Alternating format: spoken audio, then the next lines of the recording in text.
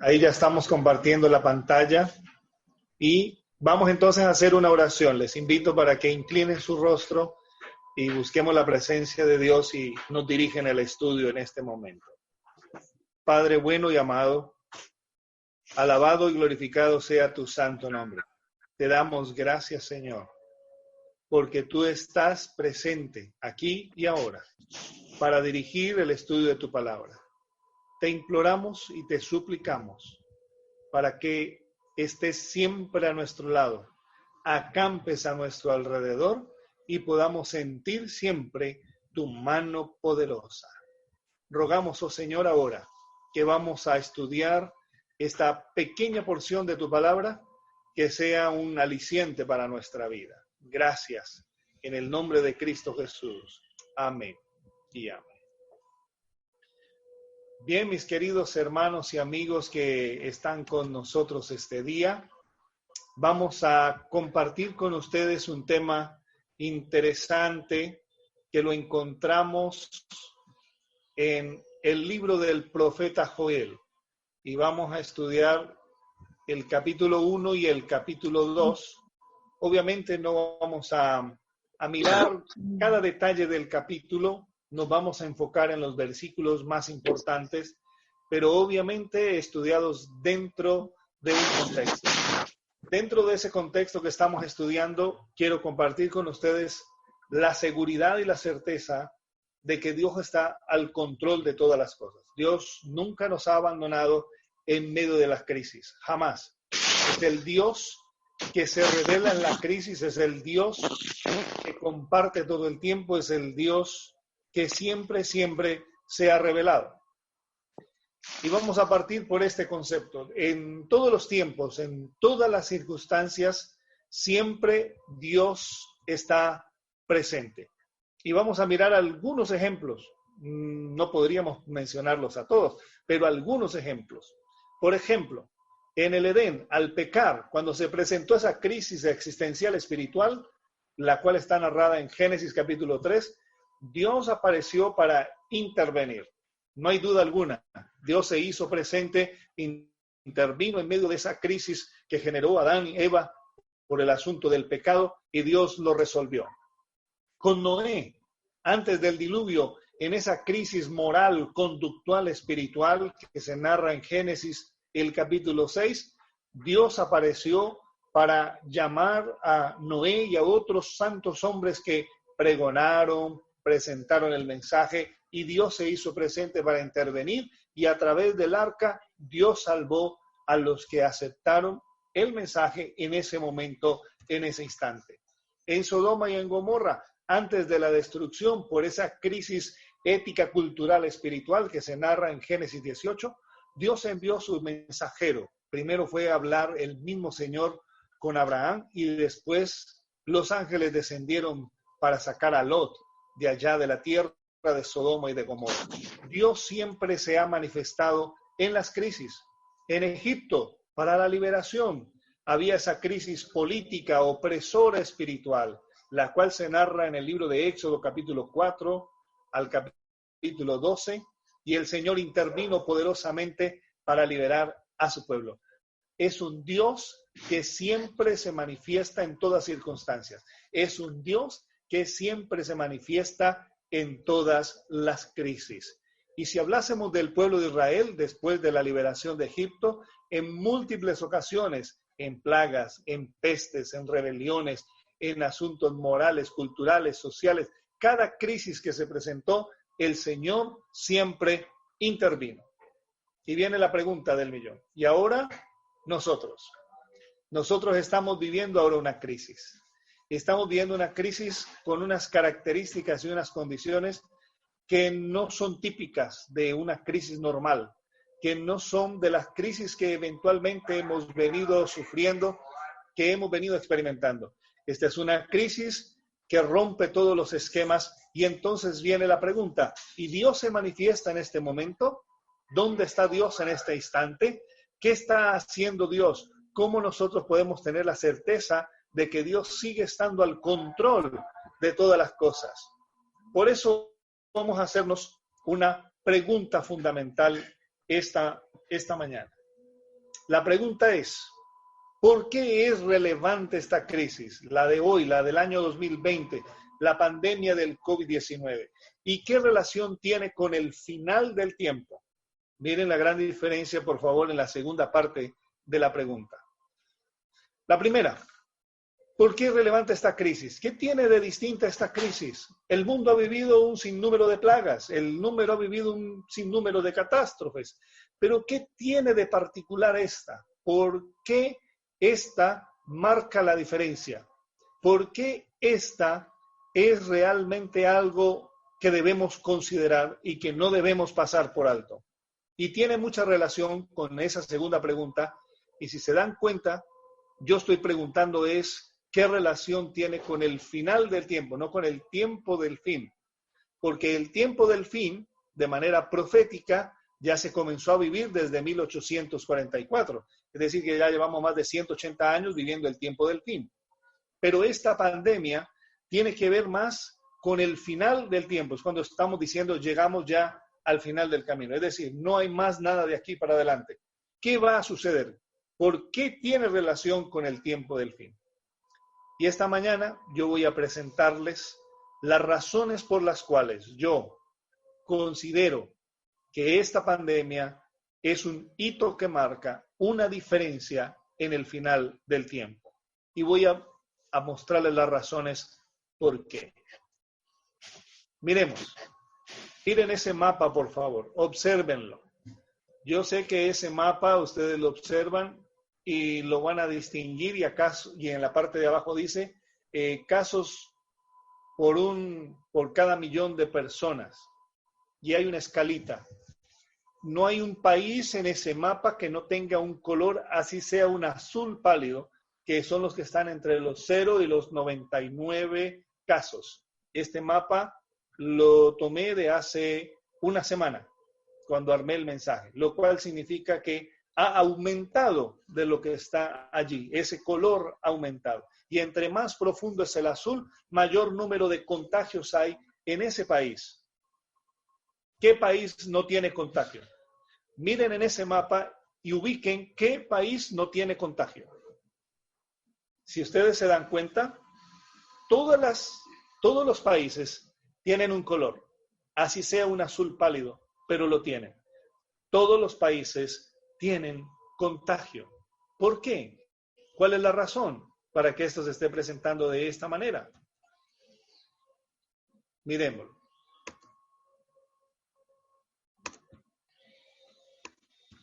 Se trabó la presentación.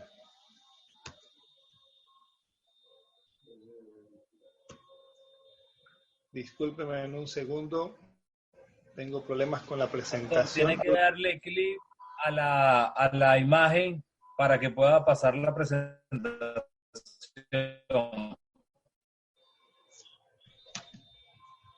Sí, pero no quiere avanzar. Ok, pero ahora se me fue más de la cuenta. Ok, aquí está. Listo, muchas gracias. Miren las noticias. ¿Qué dice la Organización Mundial de la Salud? Y esta fue noticia de esta semana, del 14 de mayo. ¿Qué dice la Organización Mundial de la Salud? Advierte que el coronavirus podría quedarse para siempre. El nuevo coronavirus podría no desaparecer nunca y convertirse en una enfermedad endémica con la humanidad. Es decir, se va a quedar ahí de manera permanente. Y miren lo que está pasando. Se está presentando nuevamente ciudades que ya habían sido liberadas del virus, que estaban volviendo a la normalidad. Abajo apareció un link para ver otra noticia. El confinamiento regresa a la ciudad de Chinadejí por rebrote. Nuevamente, otra vez a confinamiento. ¿Cuáles son esas características? Pues que realmente nunca habíamos visto una situación como esta. Aquí hay una noticia del Instituto Tecnológico de Massachusetts. Muchos de ustedes sabrán que esta es una de las universidades más prestigiosas a nivel mundial. Esta no es una universidad cualquiera y cuando saca un documento, es un documento que tiene un peso científico. Allí no hay gente escribiendo por locura, sino gente que realmente sabe lo que necesita presentar, lo que se necesita exponer. A continuación, yo voy a compartir un documento que ellos escribieron, ahí está traducido al español, con 8 puntos básicos. ¿Cuáles son esos 8 puntos básicos que ellos exponen? No los vamos a leer uno a uno con todo lo que está allí, pero era para la evidencia completa. Lo primero que ellos exponen en ese documento es: olvídense de que todo volverá a la normalidad. ¿Qué es lo que los anuncios andan diciendo por todas partes? Tranquilo, ya va a volver la normalidad, ya nos vamos a poder volver a abrazar, ya vamos a volver a la calle, al centro comercial, ya vamos a poder volver al restaurante, vamos a poder volver a todas nuestras actividades que comúnmente hacíamos. Ellos dicen: olvídense, esa normalidad no va a volver. Y lo dicen mientras que no aparezca una vacuna. Y después en el punto 2 exponen cuánto se puede realmente tardar en tener una vacuna. Aunque ayer salió diciendo el presidente de los Estados Unidos que para diciembre él ya tenía vacuna. No sé si es que la va a hacer a base de blanqueador, como puso a muchos a tomar. Es sin sentido. No hay tiempo para desarrollar una vacuna. Y otro argumento muy interesante que leí esta semana de otro científico es crear una vacuna para cuál de todas las cepas, porque el coronavirus que nosotros estamos viendo hoy y el que está rondando por el mundo no fue el mismo que surgió en la ciudad de Wuhan, en China. Ya ese mutó. Nosotros tenemos ya otra mutación. Entonces, crear una vacuna para que le funcione ¿a cuál? ¿A cuál de todas? Y aquí en Colombia, el doctor Elkin Patarroyo, un buen científico colombiano, dijo: la vacuna no va a ser viable para todos, no va a funcionar para toda la humanidad. Así que esta es otra realidad. El punto 3, asumamos la cuarentena como un estilo de vida. Si te están invitando a que asumas la cuarentena como un estilo de vida, significa que es algo que no va a parar, sino que va a continuar. Y los científicos del MIT recomiendan de que tuviéramos 3 meses de vida activa, medianamente trabajando, y 2 meses de cuarentena. 3 activos, 2 de cuarentena. 3 activos, 2 de cuarentena. Y ahí subrayé: por temor a las segundas olas.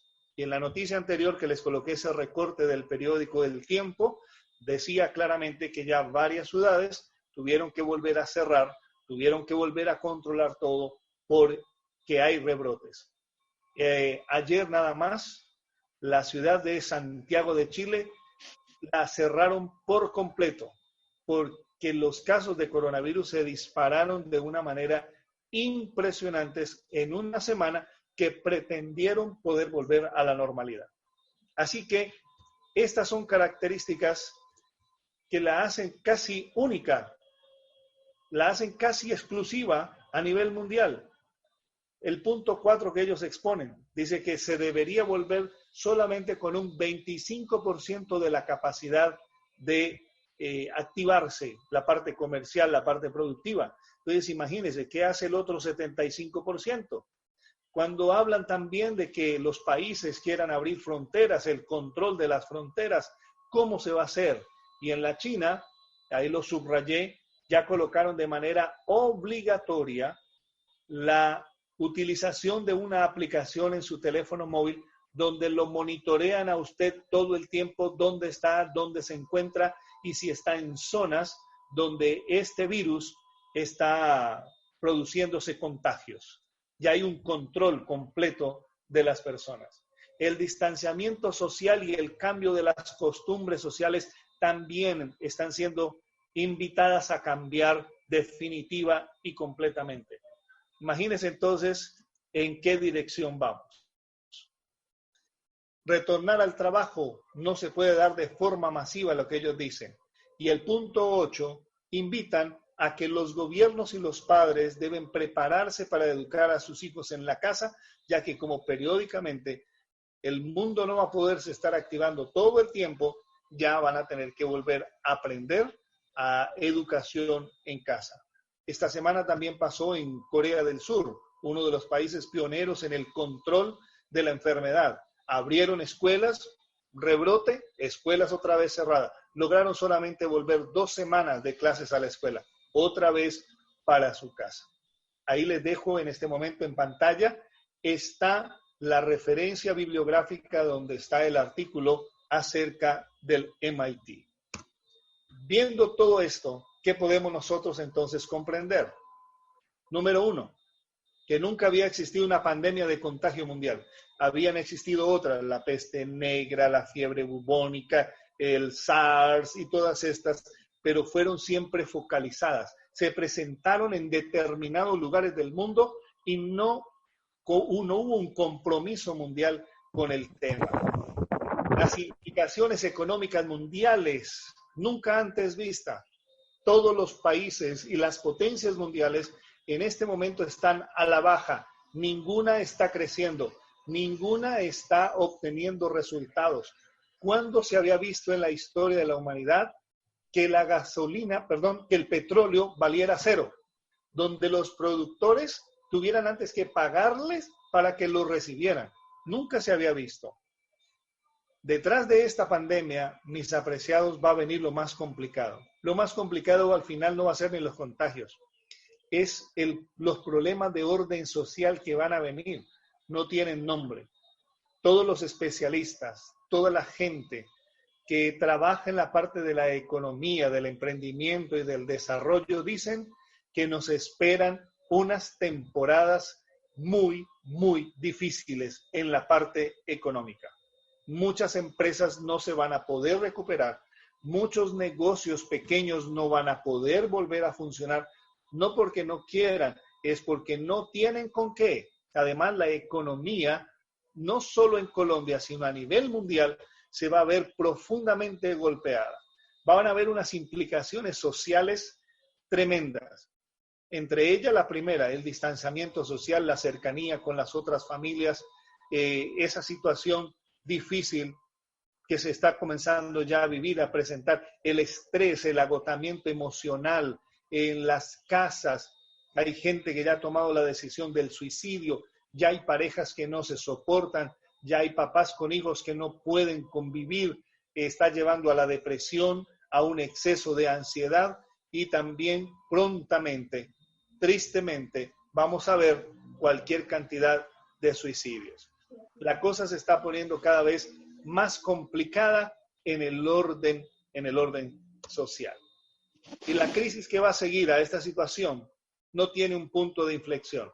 Y una de las noticias de esta semana no solamente de la Organización Mundial de la Salud, sino de la que trabaja con la parte de los alimentos, el PMA, el Programa Mundial de Alimentos, dice que para finalizar este año, el próximo año, viene una ola de hambruna impresionante a nivel mundial y los países más pobres se van a ver terriblemente afectados por la hambruna.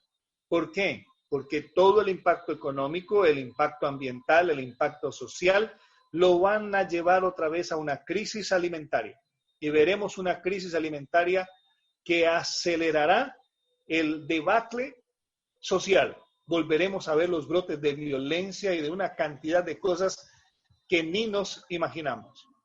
Ahora, ustedes pueden ver, entender y comprender, como lo estoy haciendo yo, que esta pandemia no se parece en nada a ninguna otra vivida. Además, porque esta tiene un involucramiento del mundo entero. Todo lo que nosotros conocemos como tierra habitada, toda está siendo afectada. Entonces, vayamos a nuestras Biblias. Por favor, quiero invitarles, para todos los que están presentes y puedan tener su Biblia a la mano, vamos a buscar al libro del profeta Joel.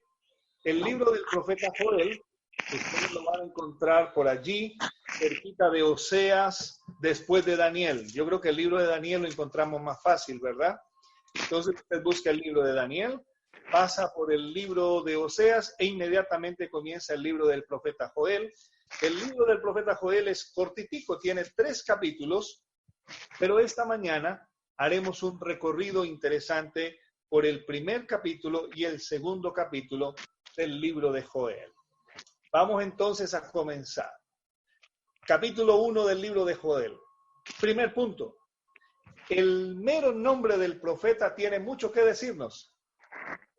El nombre del profeta Joel significa Yahvé es Dios, es decir, quien te va a hablar, quien te va a presentar el mensaje, quien te lo va a compartir no es nada más que Yahvé, es Dios mismo el que te va a presentar este mensaje poderoso. Y el verso 2, léanlo por favor conmigo y se van a dar cuenta. Joel capítulo 1, verso 2, y se van a dar cuenta que el mensaje del profeta Joel, aunque tenía un cumplimiento primario para el pueblo de Israel en sus días, es realmente un mensaje contundente para nosotros, para el final del tiempo. Mire lo que dice Joel capítulo 1, verso 2. Oíd esto, ancianos, y escuchad todos los moradores de la tierra. Es decir, que este mensaje no era exclusivo solo para el pueblo de Israel, sino que este era un mensaje para todos los moradores de la tierra. Partamos de allí. Es un mensaje para todo el mundo. Y miren la pregunta que hace el verso 2. ¿Ha acontecido esto en vuestros días o en los días de vuestros padres? Está preguntando el profeta, ¿hay un precedente para esto? ¿Esto ya había pasado? ¿Esto ya había sucedido en algún momento? Pues permítame decirte, dice el profeta Joel, vas a comenzar a ver algo que no lo habías visto antes, algo que nunca había sucedido. Ojo, dice el profeta Joel, porque lo que está pasando no tiene forma de repetirse. Va a ser algo impresionante. ¿Y qué es lo primero que comienza a advertir el profeta Joel? Verso 4. Mire lo que dice el verso 4. Lo que quedó de la oruga comió el saltón, y lo que quedó del saltón comió el revoltón, y la langosta comió lo que del revoltón había quedado. Una cosa interesante es que no habla de diferentes animales, sino de la misma langosta en diferentes etapas de su vida, de su madurez. Y pareciera ser que nosotros con esta pandemia estamos comenzando el periodo de la oruga, el periodo cuando comienza a comer. Y es el anuncio de un suceso devastador causado por una plaga que va creciendo, que se va desarrollando. Así como el profeta Joel utilizó las diferentes etapas de la vida de la langosta, así nosotros hoy vamos a comenzar a ver en este tiempo final de la historia, vamos a comenzar a ver pandemias, pestes, plagas que se van a comenzar a unir una tras otra de manera sucesiva y creciente. De los versos 10 al 13 del capítulo 1 del libro del profeta Joel, nos va a hablar de la crisis generalizada como resultado de la plaga, y aún el asunto espiritual va a estar allí incluido dentro de ese suceso. Si ustedes leen los versículos, por el factor tiempo no lo vamos a hacer, pero si ustedes los leen juiciosamente se van a dar cuenta de que habla de que el campo fue asolado, que se enlutó toda la tierra, fue destruido el trigo, fueron destruidas las fuentes de las aguas, y habla de la calamidad y de lo catastrófico que vendrá de aquí en adelante. Y una de las cosas que me llamó poderosamente la atención, quiero llamarla al verso 5, porque encontré una noticia que justamente se relacionaba con esto la semana pasada. Miren lo que dice el verso 5. Despertad borrachos y llorad, gemid todos los que bebéis vino a causa del mosto, porque os es quitado de vuestra boca. ¡Qué tremendo! Salió en el noticiero, y pueden buscar la noticia, salió en los noticieros, salió en el periódico, que la semana pasada en Francia se tuvieron que botar 10 millones de litros de cerveza por consecuencia de la cuarentena. ¿Ustedes saben lo que es botar 10 millones de litros? 10 millones de litros es una cantidad abismal. Y eso tuvieron que perder por efecto de la cuarentena. ¿Cuál ha sido una de las cosas que la gente del común denominador más ha sufrido en este proceso de la cuarentena? No poder ir a los bares, no poder ir a las discotecas, no poder disfrutar, no tener esas libertades que antes se tenían. Interesante, ¿verdad? Como noticias que van sucediendo a la luz de la Escritura nos dice, wow, comienza a encontrarle ese mayor sentido. Aún más, la parte espiritual no ha sido ajena a todo este impacto. La mayoría de los adventistas del séptimo día creían que que se nos iban a quitar los templos cuando viniera la tremenda persecución. Ya se nos quitaron los templos. ¿Quién de nosotros ha podido volver al templo para reunirse, congregarse y tener un culto? Ya no vamos a los templos en este momento. Y créame que el volver a los templos está lejos de que vaya a suceder en el mediano plazo. Y siendo muy optimista, si acaso para finalizar el año nos van a permitir volver a los templos. Y si nos van a permitir volver a los templos, ya están hablando de asuntos como de que solo pueden entrar 10 personas. ¿Y qué nos ganamos nosotros a abrir un templo para que entren 10 personas a un culto? 10, 20 personas. ¿Y cuántos cultos entonces se tendría que hacer en el día? ¿Cuán desgastante se podría convertir cuando a través de este sistema aquí podemos congregarnos de una manera tranquila 100, 200, 300 personas? Hace un ratito, antes de conectarme con ustedes, estaba conectado con la Iglesia del Edén, teniendo la lección de la escuela sabática, y con ellos estábamos reunidos más de 70, 80 personas. Y en los cultos que hemos estado haciendo con ellos en la noche, hemos llegado hasta 100, 120 personas. Imagínense, todo esto se está viendo tremendamente afectado en una realidad. Pero vamos ahora a mirar algo interesante que sucede, y por favor no lo vayan a perder de vista, y lo puse en negrilla para que no se nos olvide. Verso 14. La primera convocatoria. Miren lo que aparece en este tiempo, aparece la primera convocatoria. Proclamad ayuno, dice el verso 14. Convocad asamblea, congregad a los ancianos y a todos los moradores de la tierra en la casa de Jehová vuestro Dios, y clamad a Jehová. Verso 15. Por favor, miren por qué es relevante. Y ay del día, porque cercano está el día de Jehová, y vendrá como destrucción por el Todopoderoso. ¿Se dan cuenta entonces ustedes que el profeta Joel no estaba hablando solamente para sucesos del pueblo de Israel, literal, que iban a acontecer allá? Está hablando también de sucesos, de eventos concernientes al día de Jehová.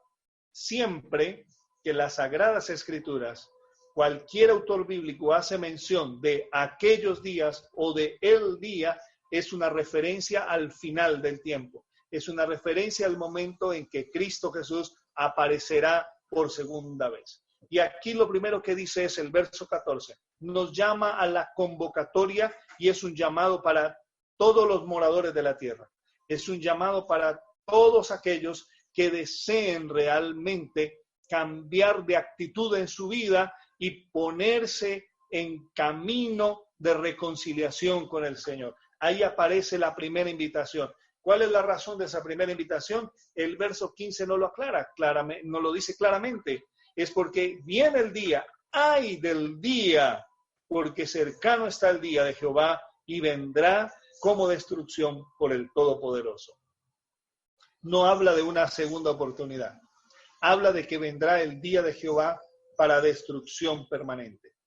Y vamos entonces ahora a entrar en el contexto de Joel, el capítulo 2, y nos vamos a enfocar en el primer versículo, porque los siguientes versículos del capítulo 1 vuelve y reitera el asunto de la destrucción, vuelve y reitera de que aún hasta los animales gimen por la situación de la tierra, aún los animales se van a ver grandemente afectados por esta situación. Miren lo que dice el verso 2. Capítulo 2, verso 1. Tocad trompeta en Sión y dad alarma en mi santo monte.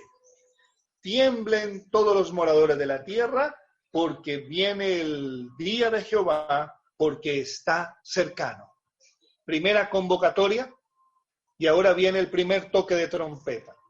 Y de acuerdo al texto bíblico, ¿dónde debe sonar primeramente esta trompeta? Dice, tocad la trompeta en Sión y dad alarma en mi santo monte. Y esas dos son referencias a un lugar geográfico único, que es la ciudad de Jerusalén. Habla de la ciudad santa, de donde se congrega el pueblo de Dios. Significa que este primer toque de trompeta es para que el pueblo de Dios despierte y se dé cuenta de que debe colocar alarma, de que debe colocarse ya en sintonía con lo que ha de venir. Mis queridos, estamos muy cerca a que se venga el establecimiento del nuevo orden mundial. Y ustedes se dan cuenta, si son un poquito curiosos en seguir noticias, se van a dar cuenta que los poderes financieros grandes de este mundo están comenzando a caer. En este momentito, Estados Unidos ya atraviesa una crisis financiera gigantesca de proporciones mayúsculas. Lo que pasa es que jamás lo van a reconocer, porque nunca van a querer perder su prestigio. Pero la realidad es que Estados Unidos está perdiendo miles de millones de dólares diarios, ni siquiera semanales o mensuales, diarios. Está perdiendo miles de millones de dólares. Y un presidente que se está haciendo ese loco, entretenido, pensando no sé en qué, pero no está enfocado en buscar soluciones, sino en ahondar el problema. Y todos sabemos que proféticamente esto hace parte de la realización para poder establecer el nuevo orden mundial. Porque el nuevo orden mundial será con la búsqueda de un líder, no solamente político, sino religioso, que traiga paz al mundo. Y todos sabemos en dónde va a desembocar. Así que estamos a las puertas del establecimiento del nuevo orden mundial. Y aquí nos está diciendo el profeta Joel que estamos siendo invitados a proclamar la primera reunión, la primera asamblea para ayuno, para oración, para congregarnos y clamar, sonar la trompeta en Sión. Nosotros somos los llamados a hacer sonar esa trompeta en Sión para que todos los moradores de la tierra sepan de que viene el día de Jehová. En los siguientes versículos, del versículo 2 hasta el versículo 10, habla de un doble, en una forma doble, en un paralelo doble, de un ejército que iba a ir contra Jerusalén, que ya sabemos que era Babilonia, que se iba a dirigir contra ellos para destruir Jerusalén, pero simultáneamente hace referencia al ejército de Dios que vendrá también para destrucción. Si ustedes leen el verso 11, Joel 2:11 lo dice claramente: y Jehová dará su orden delante de su ejército, porque muy grande es su campamento. Fuerte es el que ejecuta su orden, porque grande es el día de Jehová y muy terrible. ¿Quién podrá soportarlo? ¿Se dan cuenta entonces, mis queridos, que está mencionando el profeta Joel un mensaje contundente para el tiempo final? Los versos 12 y 13, como aparecen allí en su pantalla, la solemne preparación para entrar en los eventos finales es ahora. Miren lo que aparece en el verso 12 y 13, una invitación solemne de parte de Dios. Por eso, pues, ahora, dice Jehová, convertíos a mí con todo vuestro corazón, con ayuno y lloro y lamento. Verso 13, rasgad vuestro corazón y no vuestros vestidos, y convertidos a mí, vuestro Dios, porque misericordioso es y clemente, tardo para la ira, grande misericordia y que se duele del castigo. Mis queridos hermanos y amigos, es el momento de despertar para una verdadera preparación espiritual. Ese es el momento en que ha llegado para que usted y yo nos encomendemos genuinamente en las manos de Dios para llegar a reflejar el carácter perfecto de Cristo. Este es el momento de preparación. Créanme que aunque esta cuarentena ha sido difícil, yo le he dado gracias a Dios porque nos ha permitido estudiar más, orar más y comenzar a trabajar más. Hoy estoy predicando creo que el doble o el triple de lo que hacía hace unos meses atrás. Hoy he estado ayudando a muchas más personas, estudiando, dando estudios bíblicos, una gran cantidad de cosas que no lo hacíamos más. Y lo estoy haciendo desde mi casa, porque las limitaciones nos obligaron a ver realidades. Y las realidades es que sin darnos cuenta, todas nuestras libertades fueron suprimidas.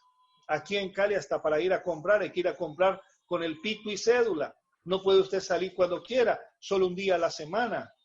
Nada más ese día te reciben porque te piden tu cédula para entrar al banco, al supermercado, a la droguería, a donde vayas. Tienes que presentar tu cédula. No es tu número, chao.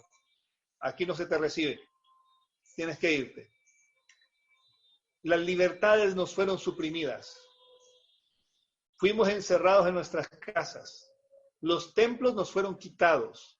Y todo por las buenas. Pastor. Dime. Pastor, nos tenemos que salir. Entramos enseguida, pastor. En un minuto entramos. Ok. Se acabó los 40 minutos. Sí. Ya salimos. Ya venimos.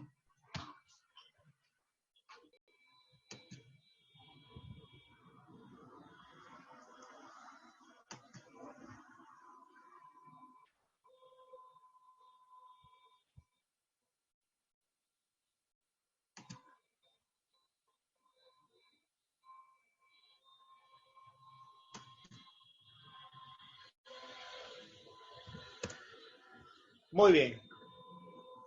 Quiero preguntarles si está claro hasta aquí lo que hemos venido estudiando.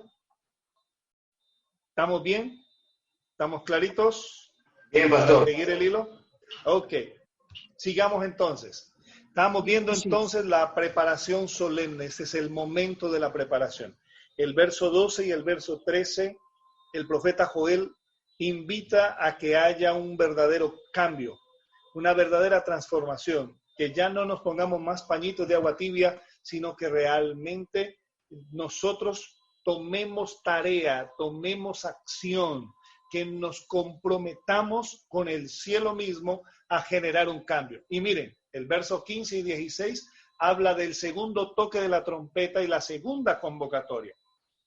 Tocad trompeta en Sión, proclamad ayuno, convocad asamblea, reunid al pueblo, santificad la reunión, juntad a los ancianos, congregad a los niños y a los que maman, salga de su cámara el novio y de su tálamo la novia. Les pregunto, ¿qué diferencia hay entre esta asamblea que se narra en el capítulo 2, el verso 16, con respecto a la asamblea que se narra en el capítulo 1, el verso 14?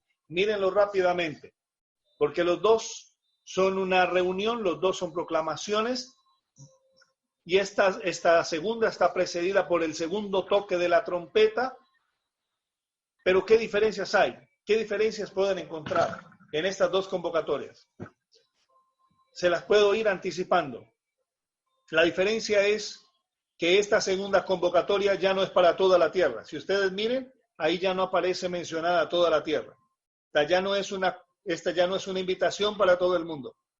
Esta es una asamblea después del segundo toque de la trompeta, solo para quienes se prepararon, solo para quienes rasgaron el corazón, solo para quienes realmente creyeron en ese Dios todo misericordioso y decidieron genuinamente culminar la etapa de la santificación en su vida.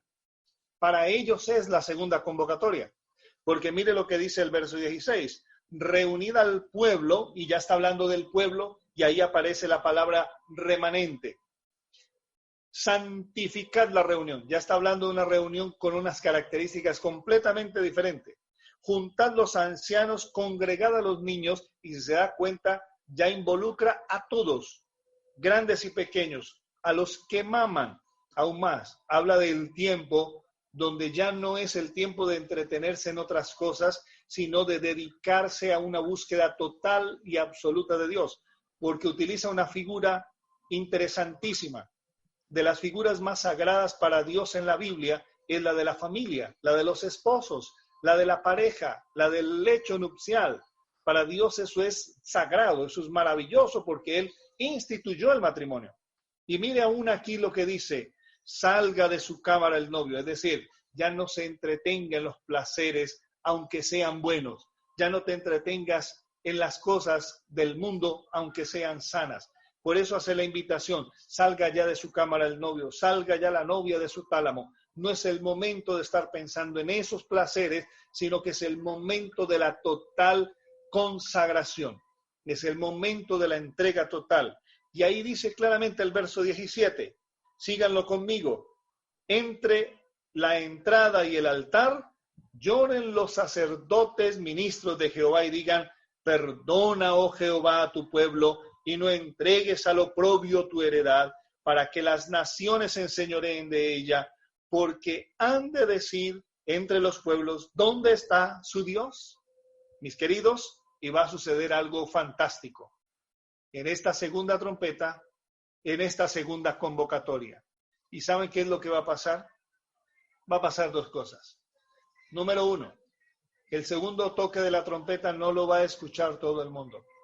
El segundo toque de la trompeta es solamente para el pueblo que se preparó.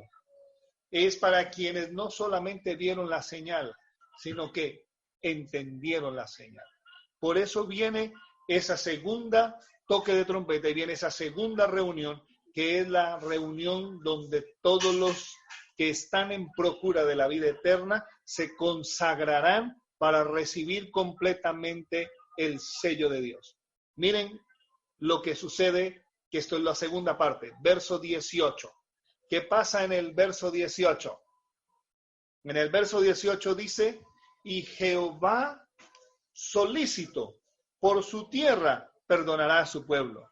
Responderá Jehová y dirá a su pueblo, he aquí yo os envío pan, mosto y aceite, y seréis saciados de ellos, y nunca más os pondré en oprobio entre las naciones. Está anunciando el Señor que a partir de allí, del verso 18 y el verso 19, inicia ese tiempo especial del refrigerio de Dios.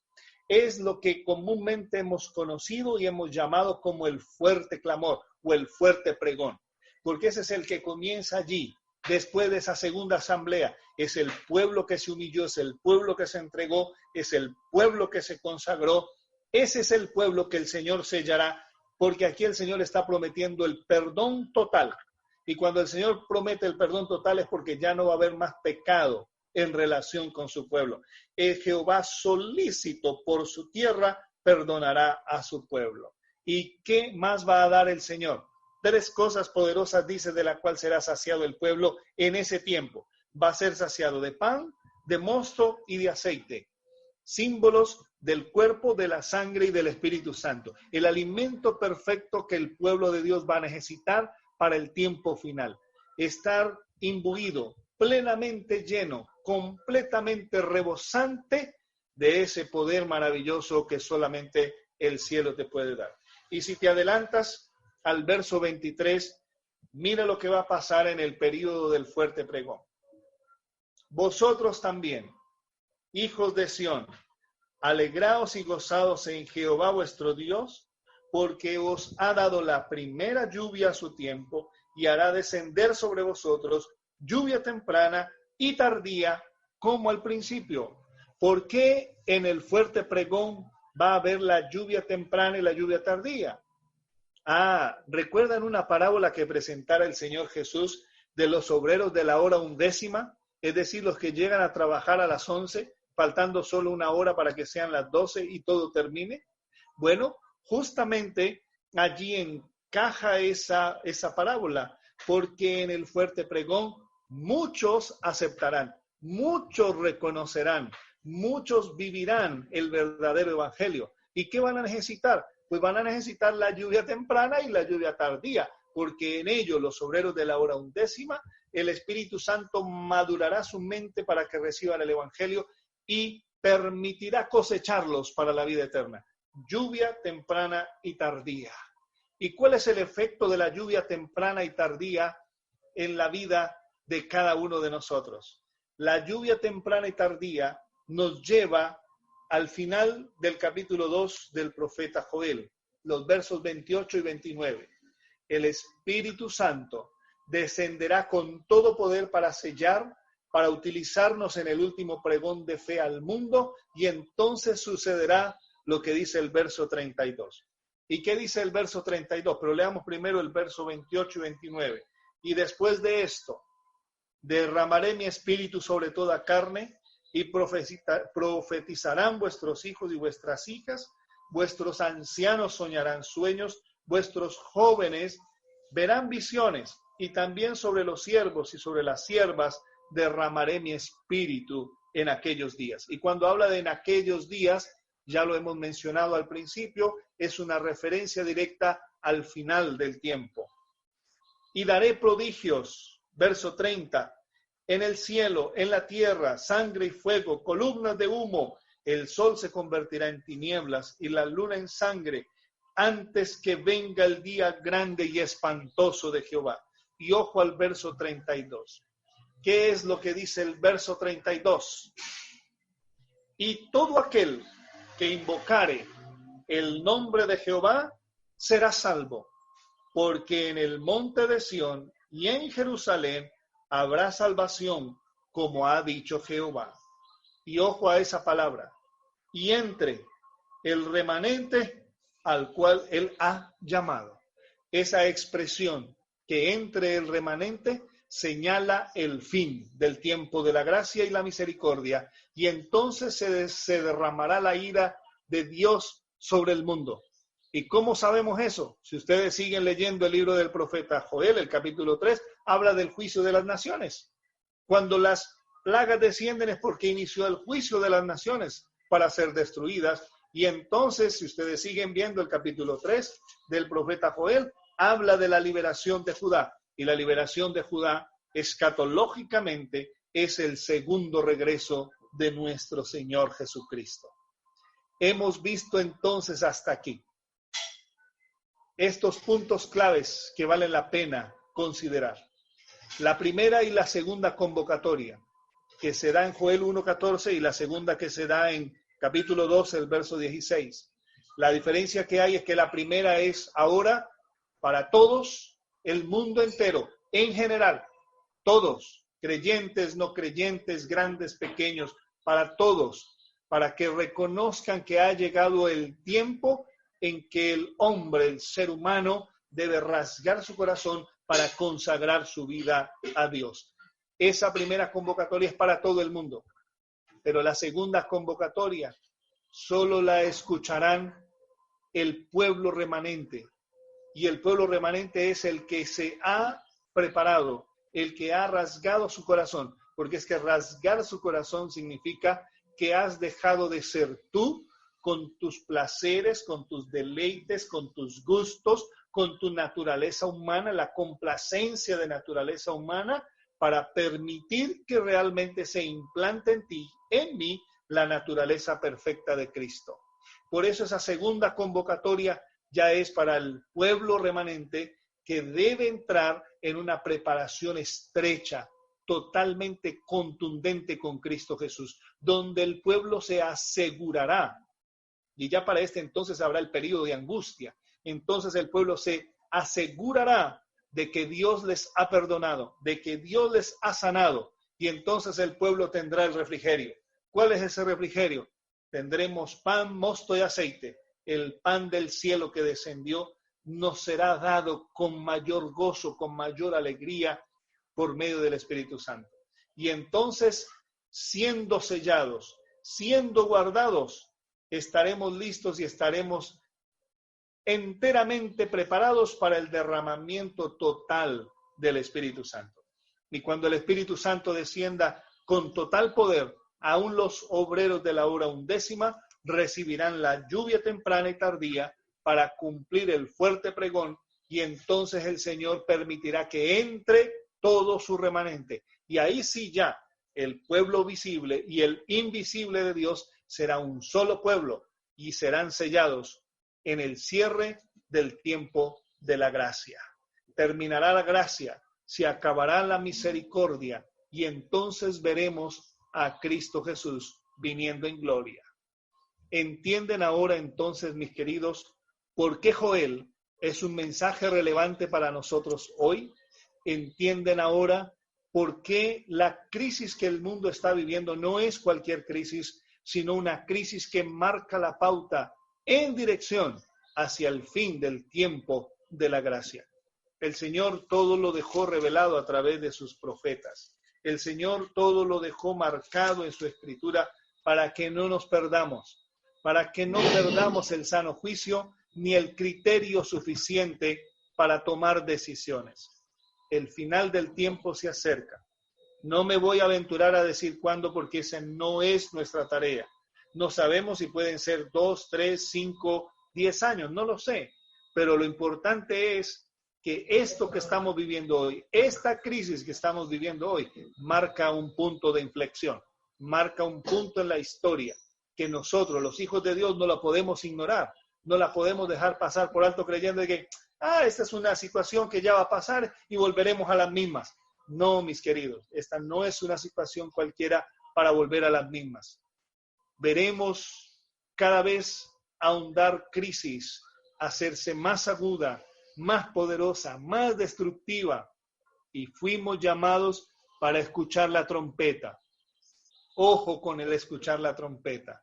La trompeta suena para dar un mensaje contundente y el Señor quiere que sus hijos escuchen la trompeta, que escuchen para que hagan los cambios necesarios y preparen su vida, porque el mundo no va en una dirección buena. Esto no se va a componer, esto no va a mejorar. Todo lo contrario, de acuerdo a la palabra de Dios, antes nos estamos acercando al momento en que los países ricos del mundo, el rey del sur, se quiebre para que venga nuevamente Daniel 11, Apocalipsis 11, y se establezca nuevamente el rey del norte con su nuevo orden mundial que, entre comillas, traerá la paz y la tranquilidad, pero todos sabemos que ese es el punto final para que se dé el pronto regreso de nuestro Señor Jesucristo.